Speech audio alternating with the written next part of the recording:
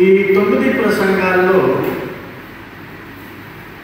9వ ప్రసంగాన్ని థర్స్డే నాడు చెప్పాను. అది కొద్దిగా చిన్నది కాబట్టి. అయితే 8వ ప్రసంగము కొద్దిగా పెద్దది, ఆదివారం చెప్తామని ఈరోజు నేను మీకు కొండ మీద 8వ ప్రసంగాన్ని మీకు వివరించబోతున్నాను. ఈ కొండ మీద ప్రసంగాలు ప్రభువు ఎందుకు చేశాడు అన్నదానికి 2 ముఖ్యమైన కారణాలు చెప్పవచ్చు.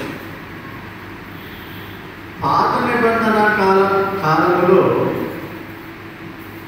శాస్త్రులు, పరిచయులు యూదు బోధకులుగా ఉండేవారు, టీచర్స్గా ఉండేవారు. వారు తమ స్వకీయమైన ఆలోచనతో దైవ వాక్యాలని విరుద్ధమైనటువంటి పద్ధతుల్లో చెప్పడం వలన ప్రభువు దాన్ని ఖండించాడు. నెంబర్ 2 ఏంటంటే, ఈ యొక్క విశ్వవ్యాప్తంగా దేవుని విశ్వాసులు దేవుని రాజ్యంగా పిలువబడతారు. Church, the body of Christ, క్రీస్తు శరీరం అనే సంఘం, అందరూ కూడా ఆల్ డినామినేషన్ బ్యాక్గ్రౌండ్.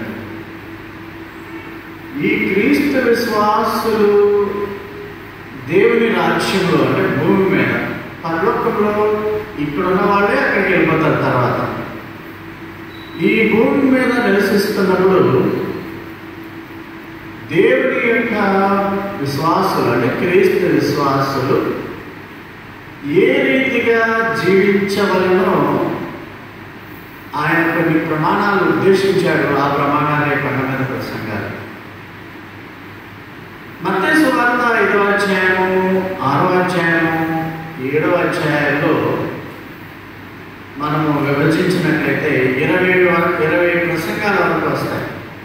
అన్నీ కూడా పెద్ద పెద్ద ప్రసంగాలు. ఆయన ఎందుకు ఆ విధమైనటువంటి ప్రమాణాలు మనకు ఇచ్చారంటే,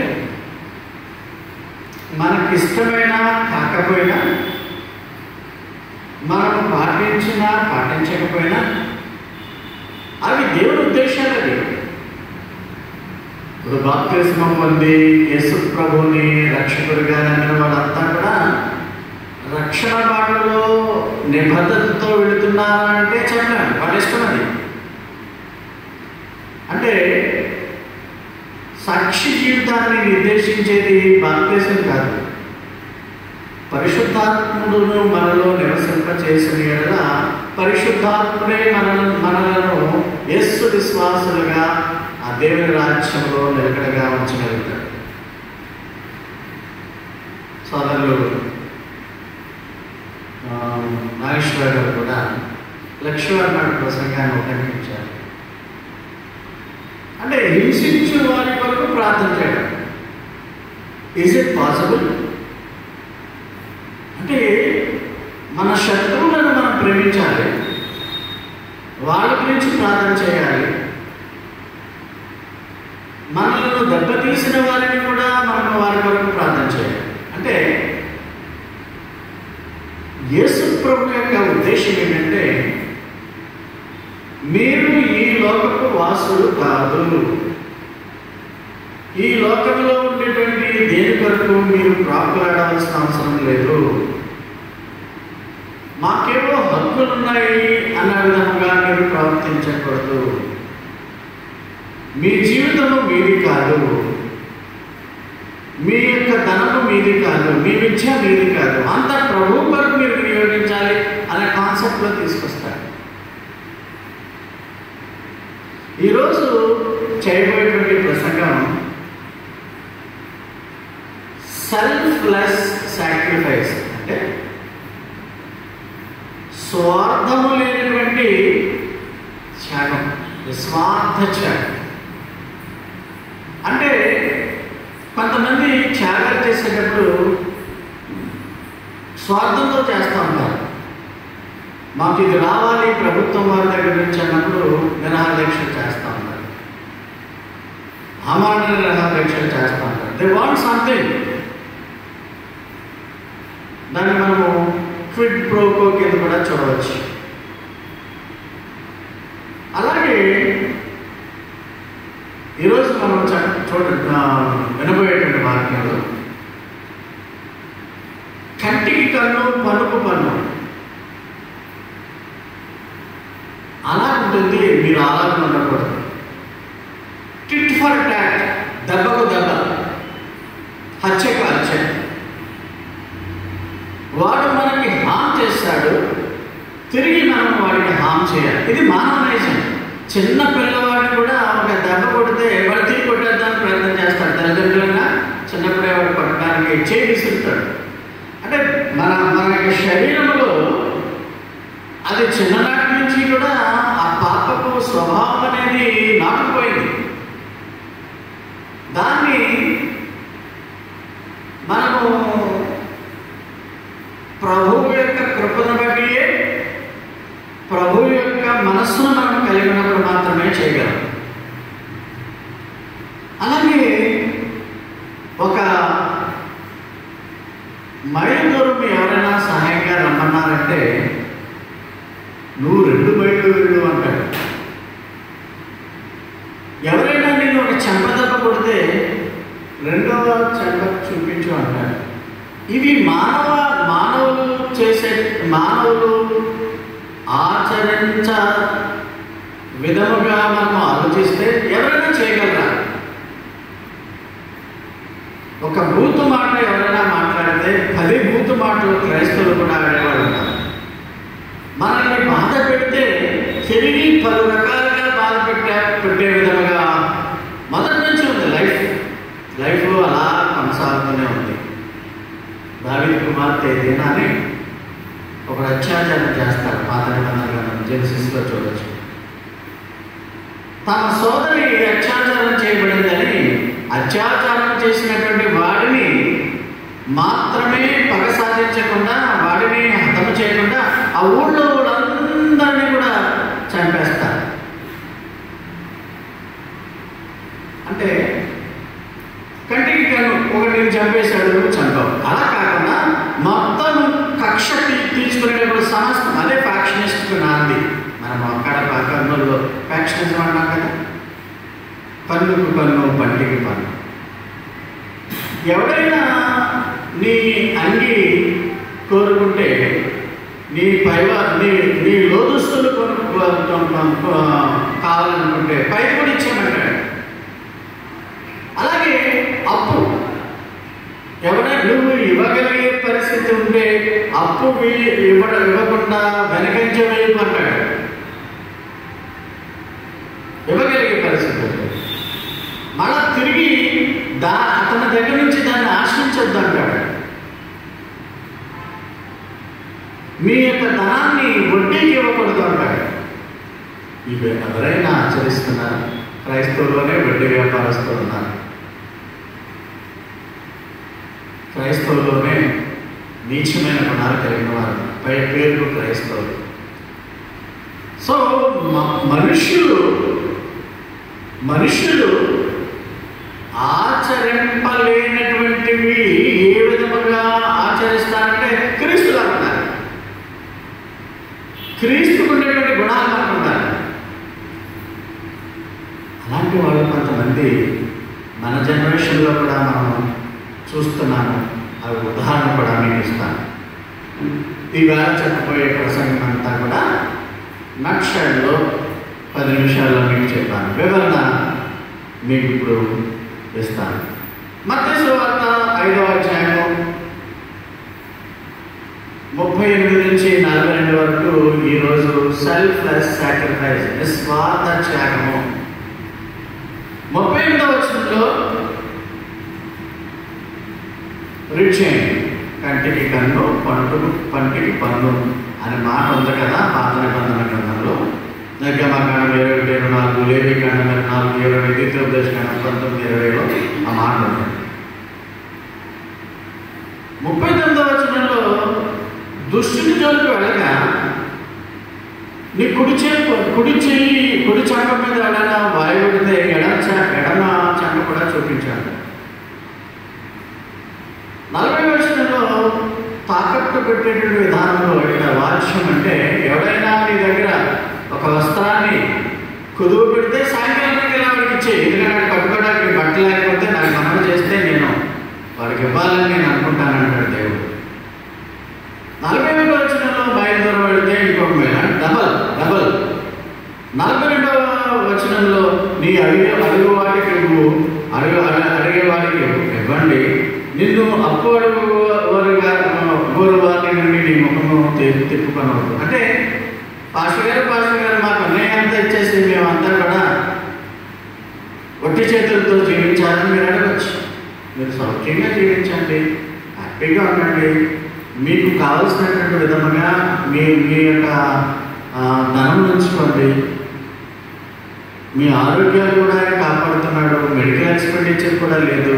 ఆ విధంగా దేవుడు మిమ్మల్ని తీస్తున్నాడు. కాబట్టి ఎవరైనా, ముఖ్యంగా సంఘంలోని వారు ఎవరైనా సరే ఇబ్బందుల్లో ఉన్నప్పుడు వారికి మీరు సహాయం చేయండి.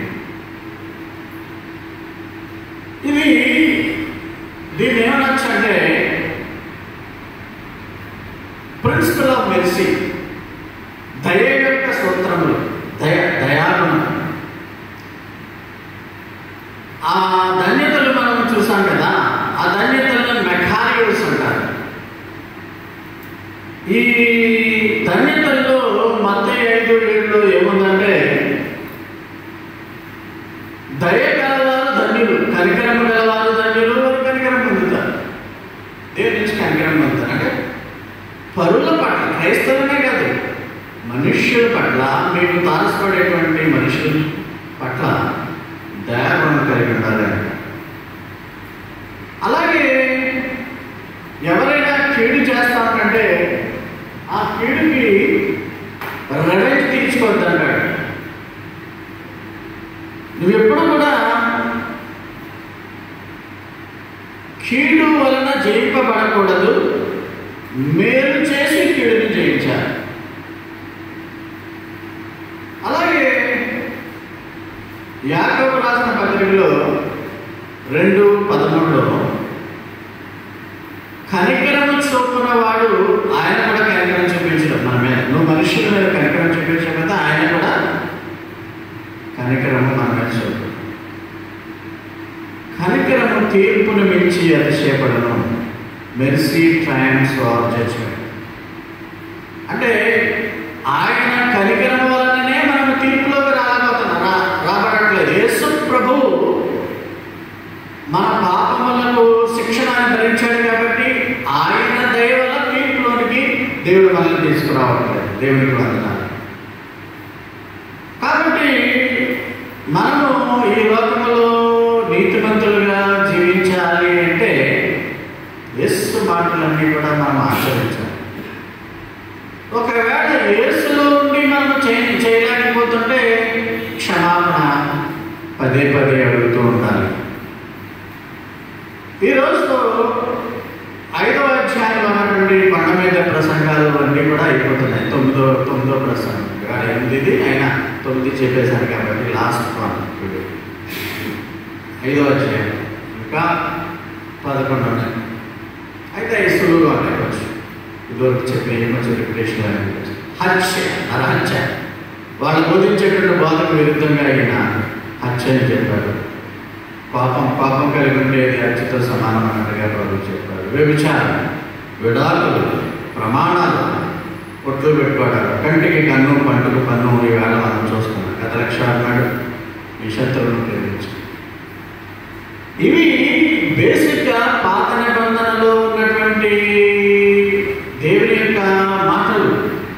వీటిని యేసు ప్రభు దేవుని హృదయాన్ని మనం అందించాడు. హృదయం అంటే దేవుడు ఏమైతే ఈ పాయింట్ల పట్ల ఆయన ఉద్దేశం తెలియజేస్తున్నాడో దాన్ని పరిసయ్యులు, శాస్త్రులు అంటే ఇజ్రాయేలు బోధకులు మరుగుపరిచేసి వాళ్ళ యొక్క భాషను ఇస్తూ ఉంటారు. అలా కాకుండా ప్రభువు వారి బోధ, దేవుని బోధకు విరుద్ధం కాదు, ప్రభువు దేవుని యొక్క బోధను వారి విరుద్ధంగా ప్రకటించడం వలన ఆ యొక్క వారి బోధనను ఆయన సరిదిద్దాడు. ఈ మధ్య సువార్తలో కొండ మీద ప్రసంగాల్లో మనము వీటిని చూసుకున్నాం. ఈ విధముగా మనము దయను కూర్చున్నటువంటి సూత్రాలు, యేసు ప్రభువు చెప్పినటువంటి ఈ యొక్క సూత్రాలు మనం చూస్తే, కంటికి కన్ను, పంటికి పళ్ళు రెండు తెలుగులో, కానీ పంటికి పన్ను అంటే వాడు పని తీసేస్తే నువ్వు కూడా పని తీసేయడం, వాడు పని పీకేస్తే నువ్వు కూడా పని, అంటే కక్ష, పాపం, రివెంజ్. అలా ఉండకూడదు. రెండవది, దుష్టుని ఎదిరించవద్దు, దుష్టుడి జోలికి వెళ్ళొద్దు, వాడు గొడవ ఎందుకు అంటే చెడ్డ పనులు చేసే వారిని గద్దించాలి మళ్ళా, అవి కూడా డిస్కషన్లో తెలుస్తారు.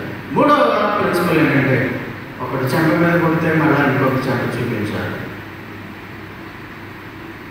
నాలుగవది, ఒకడు ఒక వస్త్రం కావాలంటే ఇంకో వస్త్రం కూడా ఇచ్చేది. ఒకడు ఒక మైలు దూరం సహాయం చేయమంటే 2 మైళ్ళ వరకు కూడా వెళ్ళేటప్పుడు ఉండాలి. 2 మైళ్ళు వెళ్ళమని అర్థం కాదుగా, 2 సహాయం చేసే విధంగానే ఉండాలి. అప్పు ఇవ్వడానికి సిద్ధంగా ఉండాలి. నువ్వు కలిగి ఉంటే, నువ్వే అప్పుల మీద బతుకుతుంటే నువ్వేం అప్పు ఇవ్వగలవు? కాబట్టి మనం వీటిని డీటెయిల్గా డిస్కస్ చేయబోతున్నాం. మొదటిది, కంటికి కన్ను, పంటికి పన్ను. మోషే ధర్మశాస్త్ర చట్టం కొంటే ముందుగా 100 సంవత్సరాల ముందు హమ్మూరబీ కోడ్ అనేది ఉండేది ఇశ్రాయేలు. అది నేటి న్యాయ వ్యవస్థకు ఆధారం. లాటిన్లో దాన్ని ఈ యొక్క న్యాయ వ్యవస్థకు ఆధారభూతమైనటువంటి మొజాయిక్ చట్టాన్ని లెక్స్ టాలియో అంటారు. అంటే వాళ్ళు ఏమని చెప్పారంటే, టిట్ ఫర్ టాట్, కొడితే కొట్టే, హత్యేస్తే హత్యేసే అని పాత నిబంధన గ్రంథంలో ఉన్నటువంటి మాటలకు అర్థం ఉంది. అయితే యేసు ప్రభు అంటాడు,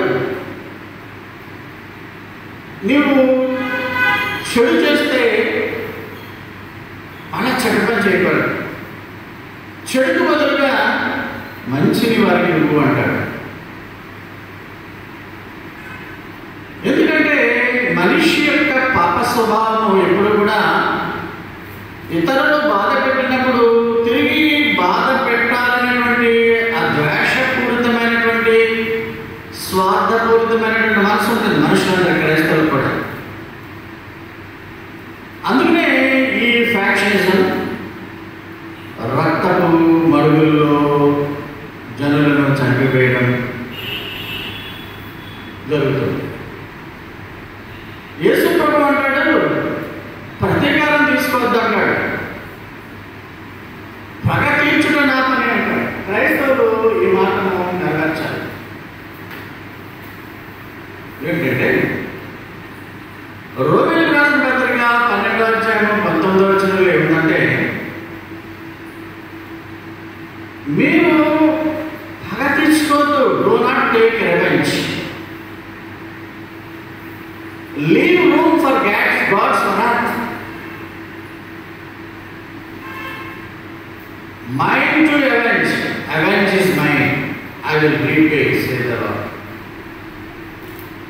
క్రైస్తవులు గుర్తుపెట్టుకోవాల్సింది ఏంటంటే, విశ్వాసులు, నీకు ఎవరైనా హాని చేసినట్లయితే ఆ హానికి బదులుగా నువ్వు వారికి హాని చేయాలి, చెడు చేయాలి అనుకున్నప్పుడు ఇంకా దేవుడు ఇంటర్ఫియర్ అవ్వడం మీ గొడవ. ఎవరి మీదైనా మీరు పగ తీర్చుకోవాలనుకుని వారి మీద మీరు పగ తీర్చేసుకుంటే దేవుడికి పగ తీర్చుకోడు. అంటే చెడుకు చెడు, పగకి పగ తీర్చుకోకుండా దేవునికి అవకాశం ఇవ్వాలి. మన శత్రువుల మీద ఆయన ఏం చేయబోతున్నాడు, పగ తీర్చుట నా పని అంటున్నాడు. ఇది అంత ఆషామాషిగా ఆచరణ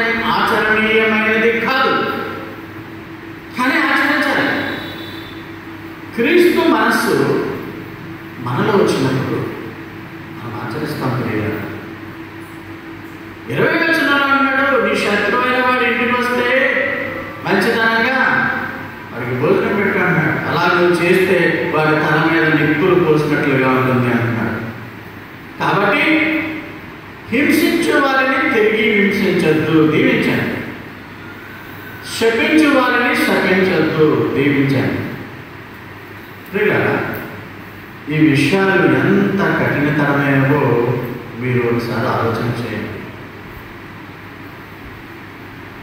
దేవుడు చెప్పినటువంటి మాటల్లో దేవుని హృదయాన్ని యేసు ప్రభువు మనకు తెలియజేస్తున్నప్పుడు, దేవుడు అత్యంత కరుణామయుడు, అత్యంత దయగలవాడు కనుకనే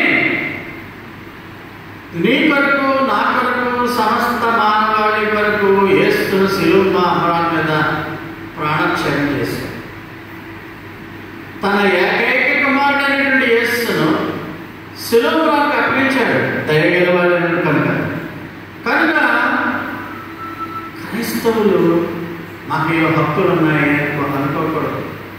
మేము we have some rights to do it అన్న విధముగా క్రైస్తవులు ఉండకూడదు. రెండవ ఉదాహరణ మనం వెళ్తున్నప్పుడు, ఆ రెండవ ఉదాహరణలో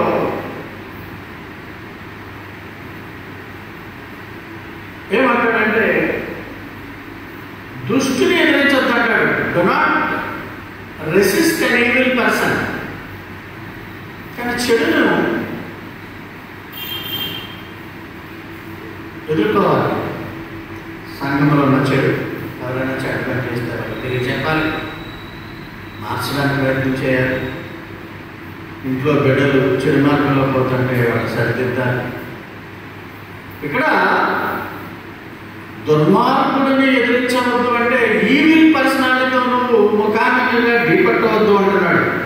అంతేగాని సమాజంలో చెడు, సంఘంలో చెడును తీసివేయలో నీవు నీ వంతుగా నీ పని నువ్వు చేయవలను.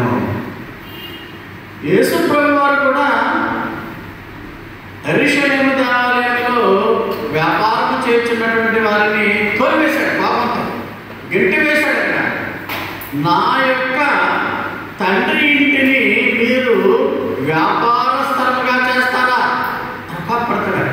చెడు వచ్చినప్పుడు కోపడాలని, దుష్టుడు మీదకి మనము వెళ్ళకూడదు, దుష్టుడిని ఎదిరించకూడదు. మత్తయి సువార్తలో సంఘంలో డిసిప్లిన్ ఎలా చేయాలో కూడా చెప్పాడు. ఏంటంటే,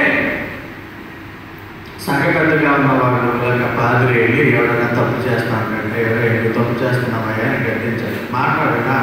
వినకపోయి మాట వింటే వాడు మీతో పాటు సంఘ సభ్యుడిగా ఉంటాడు. ఆ మాట వినకపోతే నువ్వు ఏం చేస్తావంటే ఇద్దరిని తీసుకెళ్ళి అని గర్తించారు, చేసే పని మంచిది. నీ భార్యగా పరిస్థితితో ఉండకూడదు, లేకపోతే చెడు వ్యసనాలు దూరం వెళ్తున్నామని అలా గర్తించాలి. ఇద్దరు సాక్ష్యం. అది వాడు వెళ్ళదనుకో సంఘానికి తెలియజేసి సంఘం నుంచి బయటకు పంపించి,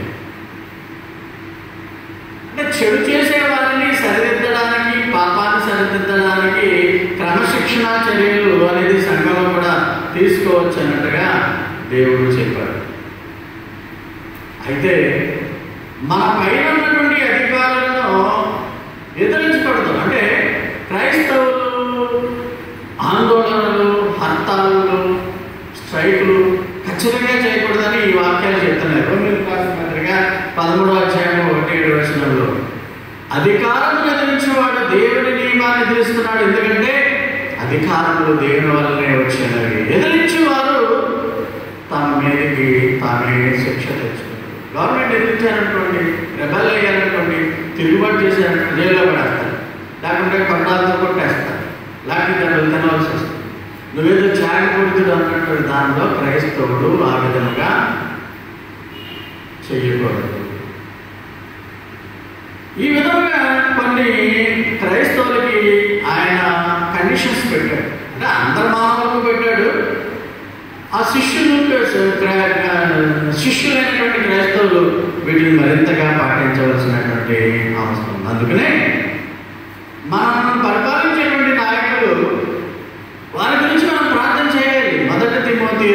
1:4 వాళ్ళు మనకు మేళ్ళు చేస్తారు.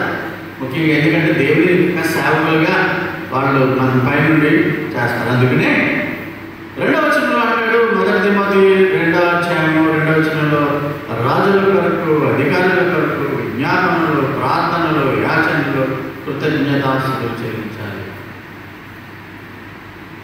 అంటే we must pray for our authorities, we must pray for our chief minister, we must pray for our prime minister, we must pray for the ministers, cabinet ministers and all representatives of people. మీరు ఎంతమంది ప్రార్థన చేస్తున్నారు? నేను చేసుకుంటాను. ఎందుకంటే ఆ పాలకులు సరిగ్గా ఉంటే మనము కూడా క్షేమంగా ఉంటాం. జగన్ గారు ఆయన జీవితం గురించి వాళ్ళ తండ్రి గారు చెల్లెలు సాక్ష్యం ఇస్తారు. ఆయన మంచోడో చెడ్డోడో క్రైస్తవులు కూడా చెడ్డోడులా కనిపిస్తాడు, కొంతమంది మంచోడుగా కనిపిస్తాడు. కానీ దినమునకు భార్యతో కలిసి గదిలో 2 గంటలు ప్రార్థన చేస్తారు ఇద్దరు మా ఫ్రెండ్స్. అది గొప్ప సాక్ష్యం. నువ్వు 2 నిమిషాల్లోనే నీకు 20 ఫోన్లు వచ్చేస్తాయి. మరి ప్రార్థన చేసేటప్పుడు ఫోన్లు ఆపుతావా? ఆ ఫోన్ రింగ్ అవుతా ఉంటుంది, ప్రార్థన నీ రింగ్ దేవుడికి వెళ్ళిపోవాలి. ఇటు అర్థం తీసి ప్రార్థనా సమయాన్ని నువ్వు ఒక పవిత్రంగా నువ్వు ఏమైనా చూస్తున్నావు? వాళ్ళు చేస్తారంట అలాగా 2 గంటల ప్రార్థన. ఆయన ఏం చేస్తున్నాడో వదిలేండి, లేట్. మనం చేసే ఘోరాల కంటే గొప్ప ఘోరాలు, గొప్ప పాపాలు నేను అనుకోండి. ఏదో విగ్రహాల మంది నిలబడ్డారు, ఓకే, లేవు, ఏదో తన పాలసీలో తను పోతాడు, ఓకే. అంతకంటే భయంకరమైన పాపాలు చేసేవాళ్ళు ఉన్నారు. క్షమాపణ అడుగుతారేమో దేవుడి దగ్గర, క్షమిస్తారు కదా. శ్రీకాకుళం వైపు ఒక సభలో సిలువ గుర్తు ఆకారంలో అవే ప్యాక్ వేశాడు, దారి వేశాడు. గోరు పెట్టారు, క్రైస్తవులారా తిరగబడండి, మీ బుద్ధి లేదా, సిలువ పవిత్రమైనటువంటి మీకు చిహ్నము, దాని మీద నడిచెళ్తాడు దుష్టుడు, దుర్మార్గుడు అని ఆయన పెట్టినవాడు ప్రజలు. క్రైస్తవుడు ఒక్కడ మాట్లాడలేదు, సిలువ మీదే నడవాలి, సిలువ మీద నడుస్తూనే నరకానికి పోవాలని కొంతమంది అన్నారు. సిలువ యేసుప్రభు లేకుండా విలువ లేనిది. యేసుప్రభు ఉంటేనే సిలువ. చర్చ్లో సంఘ సభ్యులు లేకుండా ఈ బిల్డింగ్ గొప్పదేం కాదు. విశ్వాసమైన వారు ఉంటేనే ఈ బిల్డింగ్కి పవిత్రత, దేవుడు కూడా ఇక్కడ ఉంటాడు. ఈ ప్రశ్న నేను మన సంఘస్థులు కూడా కొంతమందికి నేను పోస్ట్ చేస్తే అందరూ పర్ఫెక్ట్గా నా ఆలోచన బట్టి చెప్పగలిగారు అందరూ. అదే మిగతా సంఘపు నాయకులకు నేను పోస్ట్ చేస్తే వాళ్ళు ఏమన్నారంటే, మన వాళ్ళేమో తొక్కినా పర్వాలేదు, అది దానివల్ల చాలామందికి ఏవో సిలువ ఉంటుంది, సిలువ క్రైస్తవులకు ముఖ్యమైనదని కూడా తెలిసారని కొంతమంది చెప్పారు. అది ఏమి ఆ విగ్రహారాధన, సిలువను పూజిస్తే విగ్రహారాధన, అందుకని సిలువలు అవి పెట్టినారు మన అంటారు. ఈ విధమైనటువంటి తర్కంలో మన వాళ్ళు నా హృదయంలో ఉన్న ఉద్దేశాలన్నీ కూడా నేను చెప్పకుండానే ప్రతిబింబించారు. ఎందుకంటే బోధ బాగా అర్థం. అదే రాజుపాలెం నాయకుడికి వేస్తే లేదు అతను చిత్తుగా ఓడిపోతాడు, ఇంకా అతనికి దుర్దశ మొదలైంది సిలువ కంటే. ఆయన భార్య కూడా ఏమన్నట్టు ఇంకా లాభం లేదు, అయిపోయింది, పని అయిపోయింది. ఏంటి పని అయిపోవడం అంటే ఏంటంటే, దేవుడి సంఘాలలోనే ఒక్కొక్కడు ఒక్కొక్క రకమైనటువంటి వర్షం ఇస్తున్నాడు. అన్ని పేరుకు దేవుడి సంఘాలే, కానీ బోధ వేరేగా ఉంటుంది. వాళ్ళందరూ అనుకున్నారు అది ఒక పవిత్రమైనటువంటి చిహ్నము అని అంటున్నాడు. 2 చెక్కలు అంతే, నిలువు చెక్క. ఆ చెక్క మీద యేసు ప్రభువు ఉంటేనే అది పవిత్రమైనది. అది కూడా మనం పూజించకూడదు, విగ్రహాలను పూజించకూడదు, మనం బొమ్మలకు ఆత్మతో సత్యమతో పూజించాలి. So I'm very happy for the responses given by our church members. I'm very thankful to them.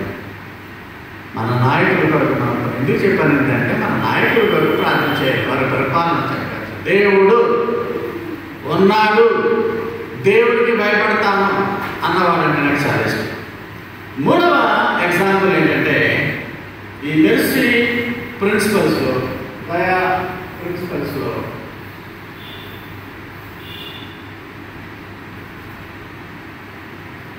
చెంప మీద కొడితే రెండో చెంప చూపించమన్నాడు మహాత్మా గాంధీజీ. ఈ ప్రిన్సిపల్ని పాటించాడు. ఆయన కొడతాడంటే తిరిగి బాధేసుకోడు కదండి. మిమ్మల్ని ఎవరైనా కొడుతుంటే లేవలేని వాళ్ళన్నా, ఓపిక లేని వాళ్ళన్నా, వయసు అయిపోయిన వాళ్ళన్నా తిరిగి బాధేద్దామని ప్రయత్నం చేస్తాం. అగేన్స్ట్ ప్రిన్సిపల్ మహాత్మా గాంధీజీ ఆయన చంపువాడిని కూడా ఆయన ఏమీ అనలేదు. గాడ్సే తుపాకీతో పేల్చి పారేస్తాడు. యేసు ప్రభు మోడల్ అంటే యేసు ప్రభు మహాత్మా గాంధీజీ గారు నమ్మారో లేదో మనకు తెలియదు కానీ, బట్ ఈ followed the example of Jesus Christ. తనను చంపుకోవాలని క్షమించమని యేసు ప్రభు అన్నాడు. తండ్రి వీరేమి చేస్తున్నారు, వీరేమి క్షమించు. తప్పుడు మీద గోవు మీద లాగానటువంటి బాబు బాగుందయ్యా, ఇటు కూడా ఈ సాఫ్ట్ చేయని అంటాడా, మనలో ఒక్కడనే అంటాడా? అయితే యేసు ప్రభు అలాగే అనమంటున్నాడు అంతే. యేసు ప్రభు అలాగే అనమన్నాడు అని అంటే నేను చెప్తానంటే మీరు నా మీద గొడవకు రాకూడదు. ఆయన అనమన్నాడు, మీరు పాటిస్తారా లేదన్నది మీ అంతరాత్మ మీకు సంబంధించింది, అది పాటించాలి అని ఆయన చెప్తున్నాడు. అది ఎప్పుడు సాధ్యమవుతుంది అంటే క్రీస్తు యేసు మనస్సును మీరు కలిగి ఉండాలి. క్రీస్తు యేసు టాలరెన్స్ని కూడా మీరు కలిగి ఉండాలి. యూదుల్లో ఇప్పుడు యేసు ప్రభు చెప్పింది శారీరకమైన దాడి గురించి సూచించట్లేదు, అవమానం గురించి. యూదుల్లో చెంప మీద కొట్టడానికి కుడిచి వెనుక భాగం ఉపయోగిస్తే చాలా సిగ్గుకరమైనటువంటి అవమానం అంట. అంటే ఇలా కనపడతారు, ఇలా కొంతమంది ఇలా కూడా పడతారు, అది ఇంకా గట్టిగా ఉంటుంది. అలా యూదుల్లో ఆ అవమానపరచాలంటే కుడివైపు చెయ్యి వెనుక భాగం అంటే ఈ భాగం ఉపయోగించి కొడతారు. అది అలా కొట్టబడిన వాళ్ళకి చాలా అవమానం, వాళ్ళ యొక్క సంస్కృతి బట్టి. అలాగే రబ్బినికల్ లా అంటే రబ్బీల చట్టం, రబ్బీలు అంటే బోధకులు, ఆ బోధకుల చట్ట ప్రకారం తెరిచిన చేతితో కొట్టడం కంటే గంటతో కొట్టడం 2 రెట్లు అవమానము అభ్యంతరకరమైనది. అలాంటి పరిస్థితుల్లో అవమానం పడాలంటే పొడవు అంటున్నాడు. అలాగే చంప చెడు అంటే చెడులు మన్నందుకు 2 ఇంతలకు తీవ్రమైనటువంటి విధానంలో నువ్వు చర్య తీసుకోకూడదు. మనం బాధ పెట్టేవారిని మనం బాధ పెట్టాలని మనసులో ఉన్న బాధ పెట్టకూడదు. హాని జరిగినప్పుడు, అవమానము జరిగినప్పుడు ప్రతీకారం తీర్చుకోవడానికి ప్రయత్నం కూడా చేయకూడదు, ఆలోచన కూడా చేయకూడదు. ప్రవర్తనలో పాత నిబంధనలోనే ఈ విషయాలతో చెప్పారు. ఇంకా చూద్దాం 20వ అధ్యాయం 22లో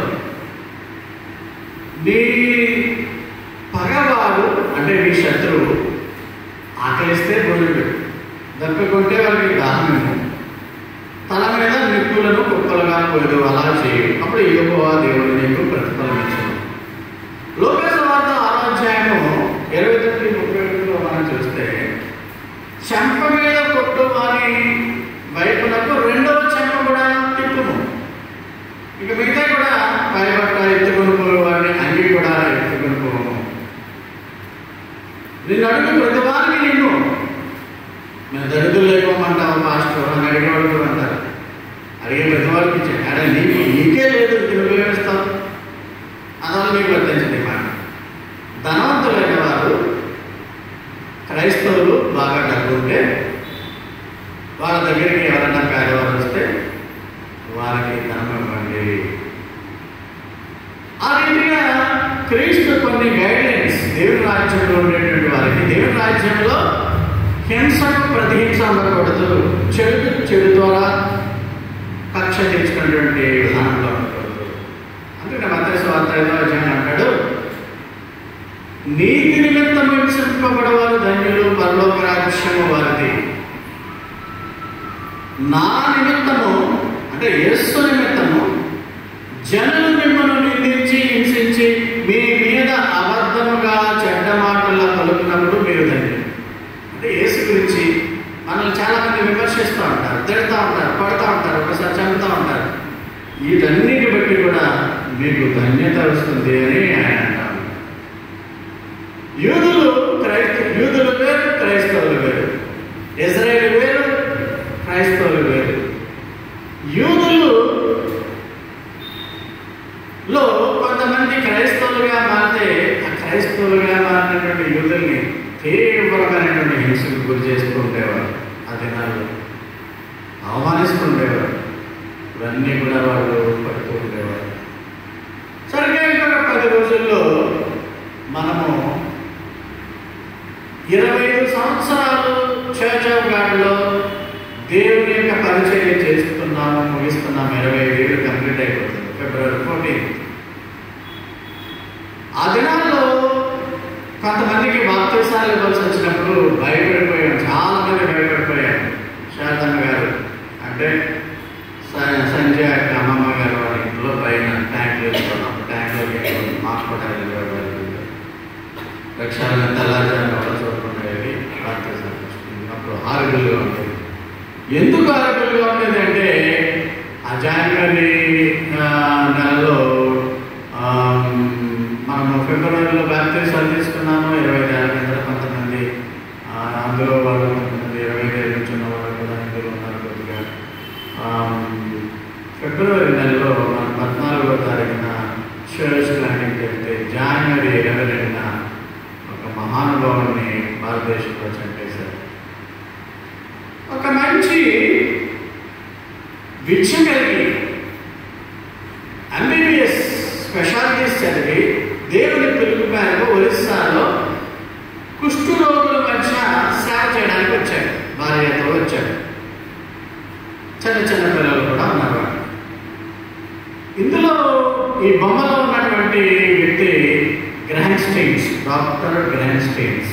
ఈయన జనవరి 22వ తారీఖున కొంతమంది మతోన్మాదులు బర్న్పెలై సజీవంగా బలి చేస్తారు, చంపేశారు, కాల్చేస్తారు.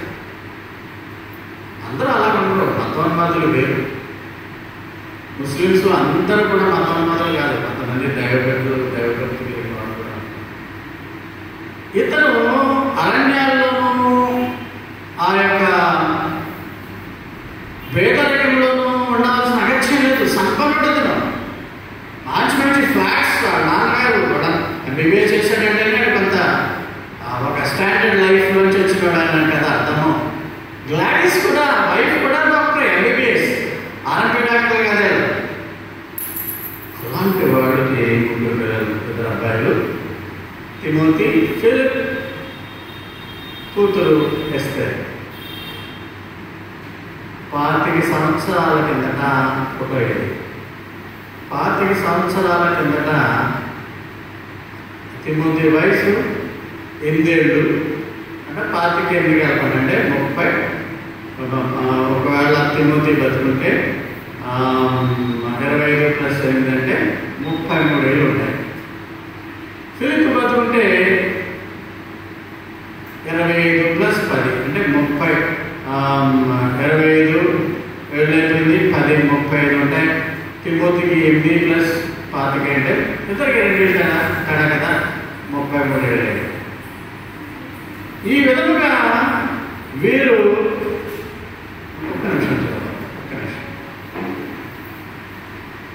సేవ చేస్తూ రాత్రులు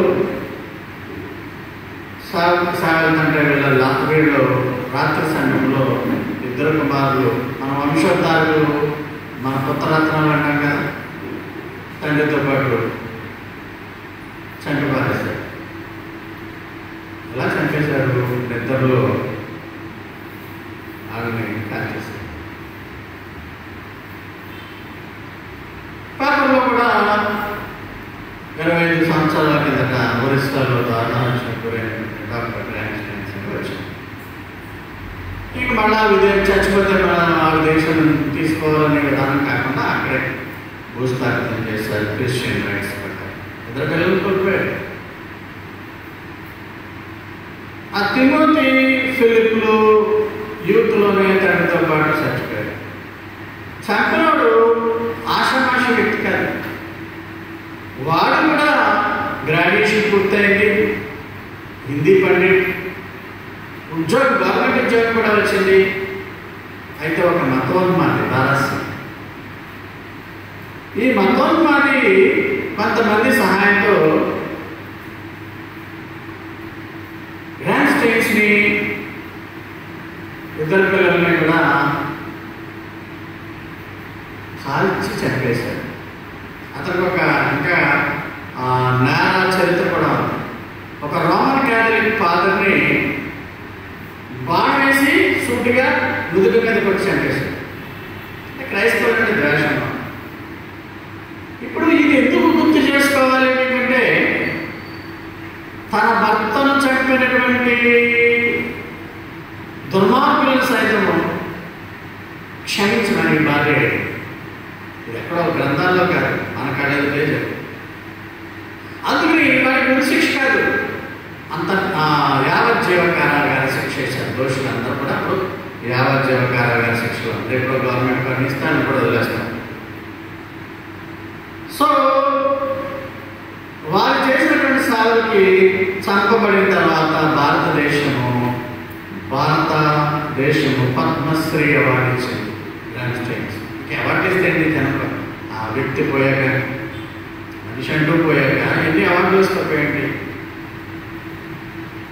పద్మశ్రీ అవార్డుని 2005లో వచ్చారు. అత్యున్నతమైన పురస్కారం భారతదేశంలో పద్మశ్రీ అవార్డు అంటే భారత స్టేట్ గవర్నమెంట్ ఎంతో రావడం ఇష్టం. ఇక్కడ యేసు ప్రభువుని మనం జ్ఞాపకం చేసుకోవాలి. నువ్వు బాధల్లో ఉంటే ఎప్పుడైనా సరే, నువ్వు మోసపోయావు అని నువ్వు అనిపించబడితే నువ్వు గుర్తించుకో, నీ దేవుడు యేసు ప్రభు ఆయన ఒక ద్రోహి చేత అప్పగింపబడ్డాడు. శిలువ ఆయన హృదయం పగిలిపోయింది తన మిత్రుడే ద్రోహం చేయడం. ఆయన శిలువ మరణానికి ముందే టార్చ్ చేయబడ్డాడు, పరిణామంతో తప్పబడ్డాడు, దప్పిక కొన్నాడు, అలసిపోయాడు, రక్తం ప్రవాహంగా వస్తుంది. అసలు మీద ఆయన మేకులు కొట్టి ఆయన చంపేశాడు. ఆయన జ్ఞాపకం తీసుకోడు బాధలు నిమిషాలు. ఆ బాధల కంటే గొప్ప బాధలు కావు నీవి. కాబట్టి నిన్ను వల్ల నీ పొరుగు వారిని ప్రేమించమన్నది ఓకే, పర్వాలేదు, మంచి ఆయన. శత్రువులను ప్రేమించడం అనేది గ్రాండ్ స్టేట్స్ యొక్క భార్య నుంచి మనం నేర్చుకోవచ్చు. బిడ్డలు చెప్పేశారు కళ్ళ దగ్గర, ఎముకలు అస్థి పంజరాలు కూడా దొరకలేదు. అటువంటి దుర్మార్గులను ఇప్పుడు చూడండి, ఈ మధ్యకాలంలో సినిమాలు టైటిల్స్ చూస్తాం. నా భర్తను చంపిన వాడిని వేటాడి చంపండి, నా కొడుకును చంపిన వాడిని ఈ లోకంలో ఉంచకండి, నా కూతుర్ని నాకు కాకుండా చేసినటువంటి దుర్మార్గులను వేటాడి చంపండి అని ఆ విధమైనటువంటి డైలాగులు వస్తూ ఉంటాయి సమాజం. క్రైస్తవులు ఆ విధంగా చంపబడితే ఊర్లే మా దేవుని చిత్తంలో అలా ఉందన్నమాట అని వదిలేక గ్రాండ్ స్టేట్స్ భార్య గ్లాడిస్ డాక్టర్ గ్లాడిస్ తర్వాత వాళ్ళు వెళ్ళిపోయారు. మళ్ళా 1999 జరిగింది. 2005లో అవార్డు తీసుకోవడానికి వచ్చారు. మళ్ళా ఆ మయూర్ మంచి ఒరిస్సా వాళ్ళ ఫేవరెట్స్ ఉన్నారు. వాళ్ళు కూడా ఇప్పటికీ కూడా ఆ కుష్ఠరోగుల్ని మన దగ్గరికి వెళ్ళేమో తాగలేము. అలాంటిది కుష్ఠరోగులు ముట్టుకొని వాళ్ళకి కట్లు పెడతా ఉండేవారు ఈ భార్య భర్తలు. పిల్లలు కూడా అలాగే తయారయ్యారు. మరి మన దేశంలో ఈ విధమైనటువంటి మంచి సామాజిక స్పృహ ఉన్నటువంటి, సామాజిక సేవ చేస్తున్నటువంటి వ్యక్తులను చంపడం అనేది చాలా విచారం. దారుణంగా చంపడం అనేది చాలా చాలా విచారం. ఈ చెప్పినటువంటి వివరాలన్నీ కూడా ఒక వీడియోలో నేను చూపిస్తాను. ఆ వీడియో ప్రదర్శించండి. మినిమైజ్ చేసి వీడియో పెట్టండి. ఈ వీడియోలో మీరు ఏం చూస్తున్నారంటే, ఈమె క్షమిస్తున్నట్లుగా మీరు చూస్తున్నారు.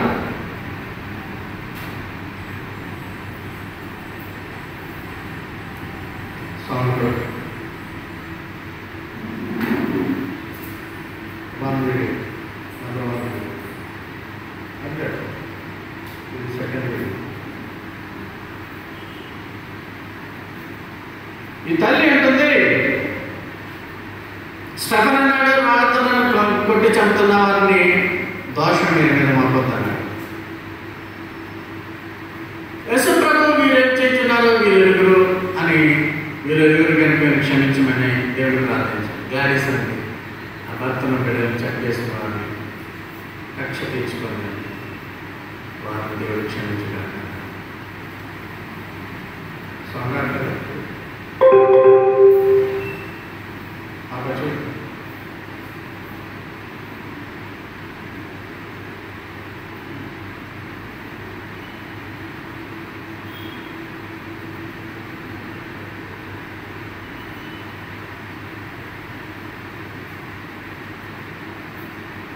రావాలంటే నక్కలు పెట్టాలి.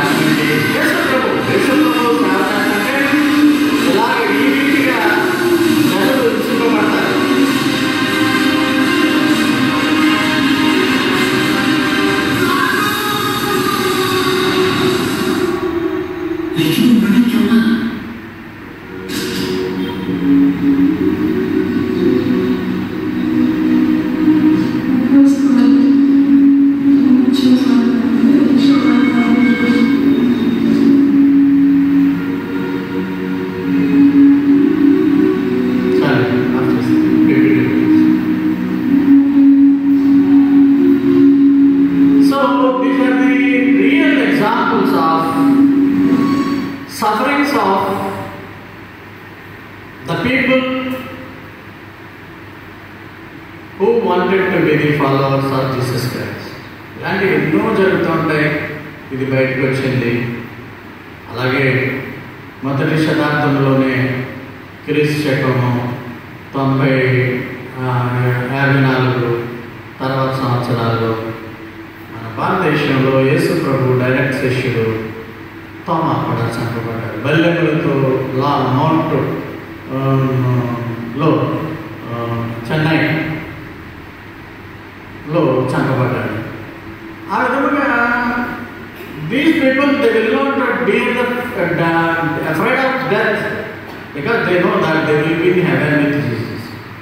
ఆ రీతిగా యేసు యొక్క ఫాలోవర్స్ మన కళ్ళ ముందు ఎగ్జాంపుల్స్ నుంచి వెళ్ళిపోతున్నారు. ఎందుకంటే we have to be more faithful to Jesus and courageous.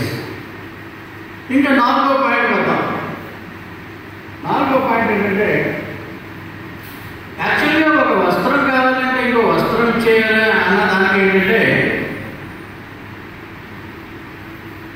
నిర్గమకాండము 22వ అధ్యాయంలో మాటను చూడాలి.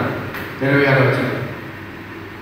అప్పుడు డబ్బులు లేని వాళ్ళు నా బట్టలు తీసుకెళ్ళి కొన్ని డబ్బులు ఇవ్వాలి కుదువు పెట్టడం అన్నమాట. అంటే ఒక తాకట్టు ప్లెడ్జ్ అలా పెట్టుకుని డబ్బులు తీసుకునేవారు. దేవుడు అంటున్నాడు, వాడు కుదురు పెట్టి నీ దగ్గర డబ్బులు తీసుకున్నవాడు సాయంకాలానికల్లా అది ఇచ్చేయాలంటాడు. డబ్బు సంగతి మళ్ళీ నువ్వు అడగ కానీ నీ వస్త్రం ఇచ్చేయంటాడు. ఎందుకంటే ఎవరు వచ్చినాడు వాడి దేవుడికి వస్త్రం కావాలి కదా. వాడు ఏం కప్పుకొని పడుకుంటాడు, నేను దయగలవాడిని, వాడు నాకు మొరపెడితే నేను వింటాను, నీ మీదకి నేను మళ్ళా శిక్ష తీసుకొస్తానని ఆ యొక్క కుదువ ఇచ్చిన వాడితో దేవుడు చెప్తాడు. So these principles are against the world. These principles are not so natural to accept. అంటే యేసు ప్రభు యొక్క ఉద్దేశం ఏంటంటే, దేవుడి ఉద్దేశము యేసు ప్రభు చెప్తూ దయ, నేను దయగలవాడని, నువ్వు దయగలవు, ఎవడైనా నీ దగ్గర వస్త్రం పెడితే సాయంకాలానికి ఇచ్చే ఎవడు ఏం కప్పుకుంటా అంటే దేవుడు నువ్వు ఏమి దుప్పట కప్పుకున్నావు అనేది కూడా దాని పట్ల కూడా శ్రద్ధ కలిగినాడు. ఆ పిచ్చుకలు కొమ్మ మీద నుంచి ఏమైనా పడిపోతుంటే ఆ పిచ్చుకలు పడిపోయే పిచ్చుకలు కూడా నీ దేవుడికి తెలుసు. మనము అనారోగ్యం వచ్చినా, శోధన వచ్చినా, ఒకవేళ చనిపోయే పరిస్థితులు వచ్చినా మనమే పెంచుకుంటూ ఉంటాం. Special but God knows it. ఆయన నమ్ముకున్న వారు కనుక ఆయన చిత్తంలో ఆయన మనల్ని బ్రతికించాలి, స్వస్థపరచాలి, ఇలాగ తీసుకోవాలంటే ఆయన ఇష్టం అది. So Christians must abide to the God. దేవుడికి లోబడి ఉండాలి. Abiding nature. వస్త్రము కావాలి అంటే 2 వస్త్రాలు ఇచ్చాయి అని అంటున్నాడు. అంటే అర్థం ఏంటంటే,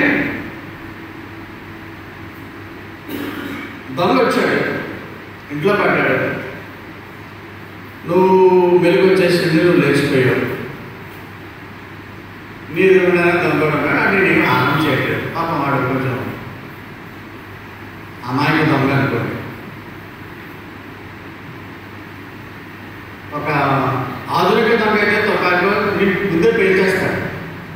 ఒక అమాయక దొంగ అనుకోండి, వాడిని ఎదుర్కొంటా నిలబడ్డాడు, నువ్వు ఉన్నావు, వాడి చేతిలో నీ ప్యాంటు షర్ట్లు ఉన్నాయి, నీ చీరలు ఉన్నాయి. యేసు ప్రభు యొక్క టీచింగ్ ఏంటంటే, బాబు నీకు ఒక జత ప్యాంటు షర్టు సరిపోతుందా, ఒక చీర సరిపోతుందా, మీ ఆవిడకి దొంగ రెండోది కూడా తీసుకోవయ్యా అని దొంగతో నువ్వు చెప్పాలి అన్నాడు యేసు ప్రభు. అంటారు అలాగే అలాగే అన్నాడు. నేను అనంటే మనం చేయలేం, కానీ నేను అనగాను అలాగే.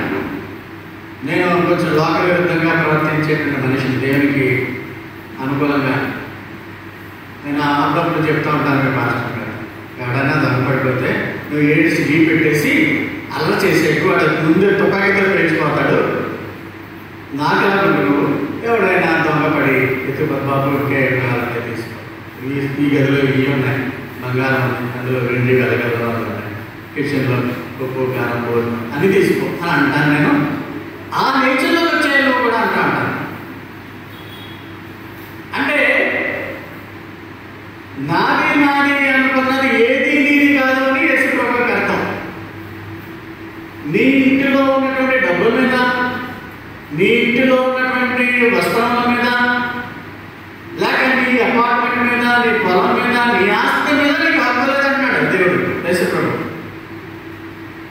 ఉద్దేశం ఏంటంటే హక్కు లేకపోవడం అంటే విరుద్ధమైనటువంటి సహజ సిద్ధమైనటువంటి ఆలోచనకి విరుద్ధంగా ఇది మనకు అనిపిస్తున్నా మీకు మీ జీవితాలు ఎక్కడితో ఎండ్ అయిపోవు. ఈ జీవితము శాశ్వతమైనది కాదు. పరలోక రాజ్యము శాశ్వతమైనది మీకు ఇచ్చుచున్నాను కనుక ఈ లోకములో దేని మీద మీరు హక్కులు కలిగి ఎక్కువ ఆసక్తి కలిగి ఉండకండి. కొన్ని కుటుంబాల్లో న్యూస్ చూస్తా ఉంటే భార్య చనిపోతే భర్త కూడా చనిపోతాడు, బిడ్డ చనిపోతే తల్లిదండ్రులు కూడా చనిపోతాడు. అంటే గుండెలు చేసుకుంటారు.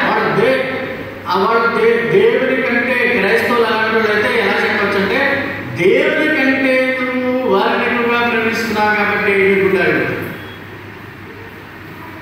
ఇన్ని పొలములు ఉన్నాయి, ఇన్ని ఆస్తులు ఉన్నాయి, తరతరములుగా నాకు ఒక 100 ఏళ్ళు 200 ఏళ్ళు 300 ఏళ్ళు 1000 ఏళ్ళు బ్రతికినా తిని తాగి సంతోషించేటువంటి ఆస్తి నాకు ఉంది అంటే కుదరదు.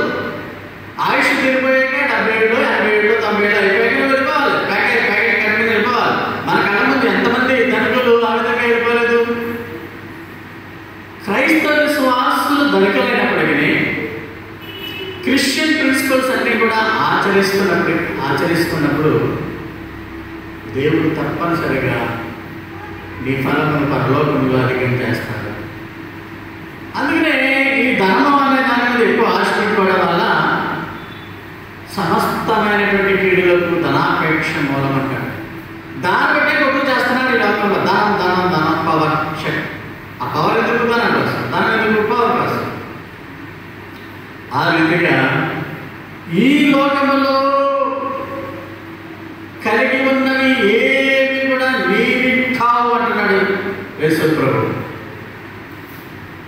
ఇంకా ఏమన్నాడో తెలుసా? Principle of pay back price, రెండంతలు ఇచ్చేయాలి అన్నాడు. వస్త్రం అయితే ఇంకో వస్త్రం ఇచ్చేయన్నాడు. దానికి మంచి ఉదాహరణ జక్కయ్య కథ మీకు తెలుసు, సండే స్కూల్లో చెప్తారు. లోకసువార్త 19వ అధ్యాయంలో ఆ యొక్క జక్కయ్య కథ. జక్కయ్య అనేవాడు పన్నులు వసూలు చేసేవాడు. వాడు కొంచెం అన్యాయస్తుడు. మన టీవీలో ఒక న్యూస్ చూశాను. ఒక సివిల్ సర్వీసెస్ గ్రూప్ 1 సర్వీసెస్లో బాగా పాస్ అయ్యి మంచి ఉద్యోగం చేస్తున్నటువంటి ఒక ఆఫీసర్ పేర్లు అయ్యి అనవసరం కానీ కట్టకటాలు లెక్కిస్తున్నారు. అవినీతి నిరోధక శాఖ వారు అతన్ని ట్రాక్ చేసినప్పుడు ఆయన యొక్క ఆస్తులు అన్నీ లెక్కేసినప్పుడు పైకి కంటికి కనిపించేవి 400 కోట్లు అంట. 1 లక్ష 2 లక్షల జీతగాడు అనతి కాలంలోనే 10 ఏళ్లలో అవినీతి ఐఏఎస్ ఆఫీసర్ కాబట్టి 400 కోట్ల రూపాయలు. షేమ్, అవమానం.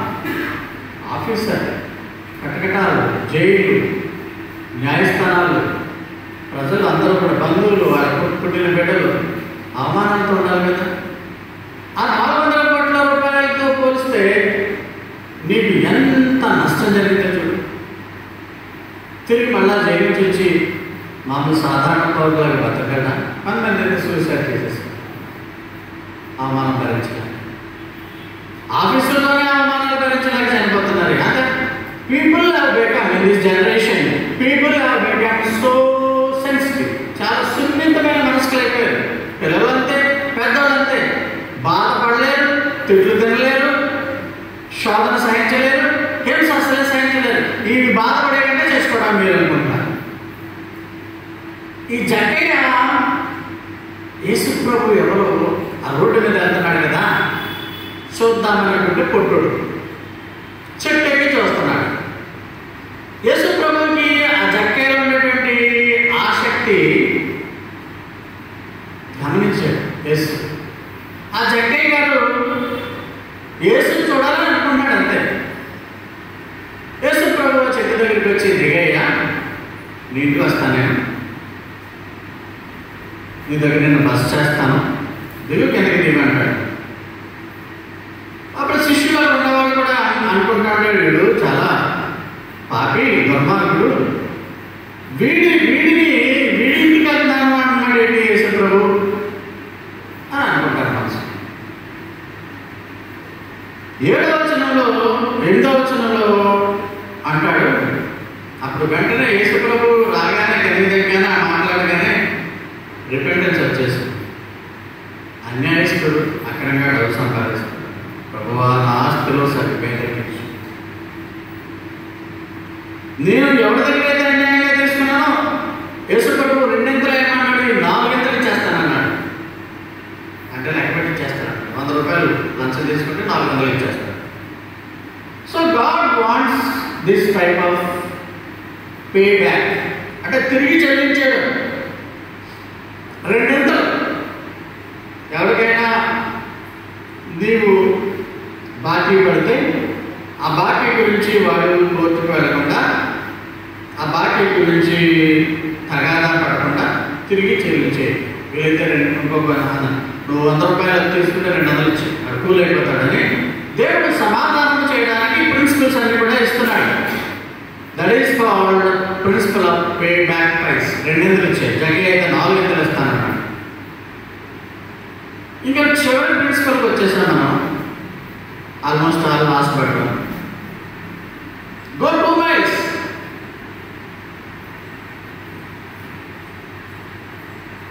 ఏంటి 2 miles? యేసు ప్రభు జీవించే కాలంలో రోమిలకు ఆ యొక్క ఆఫీసర్స్కి ఒక రూల్ ఉండేది. ఏంటంటే ఒక ఆఫీసరు అక్కడ మనకి ఆటో బళ్ళు, జట్కా బళ్ళు అవి కూడా ఏమి ఉండేవి కాదు, మనుషులే మోసుకెళ్ళాలి సామాన్లు, ఆఫీస్ వర్క్ తీసుకెళ్ళాలి. ఒక ఆఫీసర్ గారు, ఒక రోమన్ ఆఫీసర్ ప్రయాణం చేస్తున్నప్పుడు, ఆ ఊరు వచ్చినప్పుడు ఆయన సామాన్లు ఆయన ఆఫీస్ వరకు తీసుకెళ్ళాలంటే ఎవరైనా పిలిచాడే, ఈ 1 మైల్ దూరం నడవాలి రావాలంటే వాడు కూలర్ కాదు, మామూలు మనలాంటాడు. తిరిగి మాట్లాడకుండా వెంటనే వెళ్ళాలంటే అక్కడ రూల్ అది. ఒక ఆఫీసరు, రోమన్ అధికారి, దిగువ స్థాయి ప్రజలు ఎవరైనా వారికి తారసపడినప్పుడు వారి సామాను మోయమని ఆజ్ఞాపించవచ్చు. వెంటనే వారు చేయాలి, అంత శిక్షణ పడతారు. ఆ ఆఫీసర్ గారు 1 మైలు దూరం వెళ్ళమంటే 2 మైళ్ళ దూరం వెళ్ళడానికి కూడా సిద్ధపడి వెళ్ళాడు యేసు ప్రభు. అది 1 మైలు దూరం రమ్మంటే ఇంకొక మైలు. ఒరే బాబు, ఆ గ్లాసులో నీళ్ళు తీసుకురాని కొడుకులో కూర్చున్నాడు, ఏదైనా ఖాళీ లేదంటారు ఇంట్లో. మైలు దూరం కాదు కదా, ఆ గ్లాసులో నుంచి నీళ్ళు ఎవరా బాబు అంటేనే ఎవరి కొడుకైనా కూర్చున్నాడు. అంటే ఈ దినాల్లో సెన్సిటివిటీతో పాటు అవిధేయత కూడా బాగా పెరిగిపోతుంది. ఇక దేవుని మాటల పట్ల ఆసక్తి ఎంతమందికి ఉంటుంది? మీ అందరికీ నేను థ్యాంక్స్ చెప్పాలి, ఎందుకంటే మీరు ఆసక్తి కలిగి దేవుని మాటలు పాటించడం సంగతి దేవుడు కానీ కనీసం వింటున్నారు. నా ఉద్దేశం ఏంటంటే ఈ మాటలు మనసులో నాటుకుంటా ఉంటే ఆటోమేటిక్గా మీరు ప్రాక్టీస్లో పెట్టగలుగుతారు. You will become perfect. మీ దేవుడు పరిపూర్ణుడు కనుక మీరు కూడా పర్ఫెక్ట్ అవుతారు కొంతకాలానికి. 1 మైలు దూరం వెళ్ళాలంటే 2 మైళ్ళు దూరం వెళ్ళాలి. ఇంకా మెర్సీ ప్రిన్సిపల్స్లో చివరిది ఏంటంటే ఈ సెల్ఫ్లెస్ సాక్రిఫైస్లో చివరిది విల్లింగ్ టు ల్యాండ్, అప్పు ఇవ్వడానికి సిద్ధంగా ఉన్నాడు. మీరు డబ్బు ఇవ్వడం వాళ్ళైతే నిన్ను అడుగు వారికి ఇమ్ము. ఒకవేళ డబ్బులు 1000 లక్షలు ఆడకండి, 100 రూపాయలు మనం ఇచ్చే స్థామత ఉంది కదా, 100 ఇచ్చేస్తే మనం తిరిగి ఆడకూడదు. ఈ స్థాయి 100 రూపాయలు ఇవ్వగలం, 200 రూపాయలు ఇవ్వగలం. దేవుని సన్నిధికి తీసుకొచ్చి మీ జీతంలో 10వ భాగం అంటేనే ఇవ్వలేనటువంటి జనం ఉన్నారు, చాలా మంది క్రైస్తవులు. భయం. అదే హాస్పిటల్కి అయితే ఎన్ని వేలు లక్షలైనా ఖర్చు పెడతారు, ప్రాణం కూడా దక్కకపోయే పరిస్థితి కూడా ఏర్పడవచ్చు. అటువంటి దేవుడికి నువ్వు 10వ భాగం ఇవ్వాలంటే ఇచ్చే, చాలా మంది భక్తిగా ఇస్తూ ఉంటారు. ఇవ్వు, మీరు ఇవ్వండి, ఇస్తారంటే మీరు ఇచ్చి అభివృద్ధి పొందండి అనే విధంగా అభివృద్ధి పొందుతూ ఉంటారు. కొంతమంది మూర్ఖులు దేవుని సన్నిధిలో ఇవ్వడానికి కూడా ఇష్టపడైన వారికి కూడా చెప్తున్నాడు ఏంటి, మీరు అప్పు ఇవ్వాలి అంటే అప్పు ఇవ్వండి. 5:42లోనే అడుగు ప్రతి వారికి నేను ఇచ్చేయమంటాడు. అంటే ఎవడైతే నిజంగా అవసరతలో ఉన్నాడో వాడిని ఆదుకోమని. అంటే నీ ఆస్తులు 10 ఎకరాల స్థలం, 10 ఎకరాలు ఇచ్చేయి, బిల్డింగ్లు ఇచ్చేయి, అపార్ట్మెంట్ ఇచ్చేయని కాదు అర్థం. ఫైనల్గా దీని అర్థం మనము ఏమి చెప్పాలంటే దయ కలిగిన హృదయాన్ని కలిగి ఉండండి, అవసరంలో ఉన్న వాడిని ఆదుకోనండి అని మాత్రం మనం చెప్పగలుగుతాం. లోకవార్త 6వ అధ్యాయంలో అదే మాట మనం చూస్తున్నాం. 6వ అధ్యాయం ఎదుగుతూ ఉంటాం. చెంప కొట్టు అని వైపునకు 2వ చెంప తిప్పము, నీ పైబట్ట ఎత్తుకుని వారికి అన్నీ కూడా ఇచ్చేయము, నిన్ను అడుగు ప్రతి వారికి నీవు, నీ సొత్తు ఎత్తుకుని పోవారికి దొంగలు కూడా మళ్ళాను అడగద్దు. ఏంటంటే భాష గారు మరి లోక విరుద్ధం. క్రైస్తవ్యం అంటేనే లోక విరుద్ధం. యేసు ప్రభు అంటే లోక విరుద్ధంగా జీవించలేడు, కానీ ఆయన బోధలన్నీ కూడా లోకానికి వ్యతిరేకం, యూదులకు వ్యతిరేకం. యూదులు క్రైస్తవులు ఒకరే అనుకోకండి. యేసు ప్రభు దేవుని రాజ్యంలో, ఆయన రాజ్యంలో ప్రజలకు ఈ విధమైనటువంటి నిబంధనలను ఆయన పెట్టి ఉన్నారు. ప్రతిహింస, నువ్వు బాధపడు, నువ్వు ఎవడైనా నిన్ను దెబ్బకొట్టినప్పుడు, నిన్ను ఇబ్బంది పెట్టినప్పుడు, నిన్ను బాధ పెట్టినప్పుడు గ్రహణ స్టేషన్ గుర్తెచ్చుకో, యేసుప్రభుని గుర్తెచ్చుకో అని అంటున్నాడు ఆయన. గ్రహణ స్టేషన్ మానవుడు అయితే యేసుప్రభు దేవాది దేవుడు, ఆయన ఉండేటువంటి ఘనత ఆయనకు మనం ఎప్పుడు కూడా ఎల్ల వేళలా ఇవ్వవలసిన వారమై ఉన్నాం. సో యేసుప్రభు యొక్క బోధ లోకపు బోధ కంటే విరుద్ధం. పగ, కక్ష తీర్చుకోవద్దన్నాడు, హింసకు హింస చేయొద్దన్నాడు. ఎవడైనా ఒక చెంప మీద కొడితే 2వ చెంప చూపించండి, మీరు తిరిగొట్టదన్నాడు. ఎవడైనా మీ ఒక వస్త్రం కడితే 2వ వస్త్రం కూడా ఇచ్చేయండి అన్నాడు. అప్పులు కూడా ఇవ్వండి, మీరు ఇవ్వగలిగే స్థితిలో ఉంటే అప్పులు ఇవ్వచ్చు అని నేను కూడా అన్నాను. దేవుని రాజ్యంలో ప్రజలు ఆ విధంగా నాకు హక్కు కలిగి ఉందని మీరు అనవద్దు. మీ హక్కు ఏదైనా ఉంటే ఆ పరలోక రాజ్యము మీ హక్కు. అది యేసు దగ్గర కాదు, మీకు ఇచ్చాడు, మీరు అడగకుండానే ఇచ్చాడు. ఈ లోకంలో ఉన్న డబ్బు, ఈ లోకంలో ఉన్నటువంటి ఆస్తి, ఈ లోకంలో ఉన్నటువంటి ప్రతి విధమైన కీర్తి కిరీటాలు నీవి కావు. ఊపిరిపోగానే నీ బంధువులు, నీ స్వకీయులు నీతో పాటు రారు. ఎక్కడో ఎందుకు ప్రాణం పోకలేదు, హాస్పిటల్లో ఐసీయూలో పెడితే నీ దగ్గరికి నీ బంధువులు, నీ భార్య, భర్త నీ దగ్గరికి రానప్పుడు. అలాంటి విధానంలో క్రీస్తు బాధపోతుందంటే, ఓ మనుష్యుడా, నీ జీవితము తాత్కాలికం. ఈ లోకంలో ఈ కొద్దిపాటి జీవితంలో నీకు హక్కులు ఉన్నాయని, ఇది నాది నాది నాది అది చిన్నప్పటి నుంచి వస్తున్న స్వభావం, ఆ యొక్క శారీరకమైనటువంటి స్వభావాన్ని మీరు చంపివేయండి. ఆత్మతోనే దాన్ని చేయగలుగుతారు. క్రీస్తు ఆత్మ మీరు నిలవనివ్వండి. సెల్ఫ్లెస్ సాక్రిఫైస్, స్వార్థమైనటువంటి అంటే నిస్వార్థమైనటువంటి త్యాగం. దేని ఆశించి మీరు త్యాగం చేయదు మనుషులు. Don't expect anything. అప్పులు మీరు వడ్డీకి ఇవ్వకూడదు. అప్పులు ఇచ్చి అప్పులు మళ్ళా కూడా ఆశించకూడదు. ఇచ్చే దేవుడు నాకు ఇచ్చాడు. కొంతమంది అలాంటి వాళ్ళు ఉంటారు. నా కళ్ళతోనే బోర్డు చూస్తాను. క్రైస్తవేత్తలు కూడా అలాంటి వాళ్ళు ఉంటారు. మేము అలా ఉండలేమండి, చక్రవడ్డీ తీసుకుంటాడు, అది మీ కర్మది. You have to pay repay చక్రవడ్డీ to God one after some time. కాబట్టి దేవుని మాటలను విని దాని ప్రకారం నడుచుకునేవారంటేనే ఆయన ఇష్టలు. ప్రభువా ప్రభువా ప్రభువా అని మరపెట్టేవాడు దేవుని రాజ్యానికి వెళ్ళలేడు. ఆయన మాట చొప్పున చేయవాడు, ఆయన శిష్యుడిగా ఉండేవాడు మాత్రమే పరలోక రాజ్యం.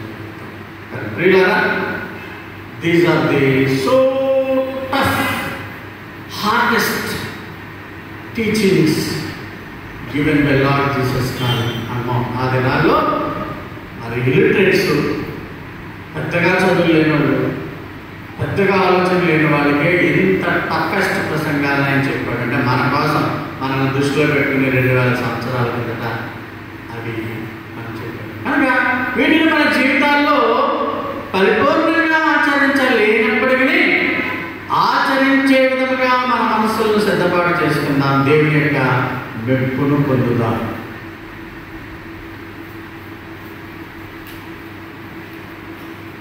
ఈ రోజు కొండ మీద ప్రసంగము 6వ అధ్యాయంలో ఉన్నటువంటి 9 ప్రసంగాల్లో ముగించబడ్డాయి.